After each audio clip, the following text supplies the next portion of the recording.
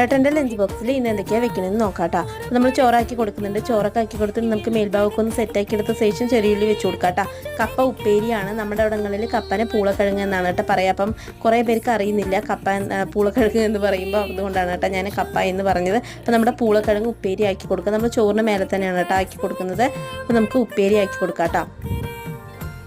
ഇന്ന് നമുക്ക് വേറൊരു ഉപ്പേരിയും കൂടി ഉണ്ട് കേട്ടോ, വെള്ളക്കടല. അപ്പോൾ എന്തായാലും നമുക്ക് വെള്ളക്കടല ഉപ്പേരി ആക്കി കൊടുക്കാം. ഈ ഒരു സൈസിൽ നമുക്ക് വെള്ളക്കടല കിട്ടാറുണ്ട്. ഇതിനേക്കാളും കുറച്ചുകൂടെ വലിയ സൈസിൽ നമുക്ക് വെള്ളക്കടല കിട്ടാറുണ്ട് കേട്ടോ. അപ്പോൾ നമുക്ക് എന്തായാലും അടിപൊളി നമ്മുടെ വെള്ളക്കടല ഉപ്പേരി ആക്കി കൊടുക്കാം കേട്ടോ. ഇന്നത്തെ നമ്മുടെ ചാറ് വെണ്ടിക്ക സാമ്പാറാണ്. അപ്പം തേങ്ങ വറുത്തരച്ചിട്ടാണ് കേട്ടോ നമ്മൾ സാമ്പാർ വെക്കുന്നത്. അപ്പോൾ നമുക്ക് വെണ്ടിക്ക സാമ്പാറും ആക്കി കൊടുക്കാം കേട്ടോ.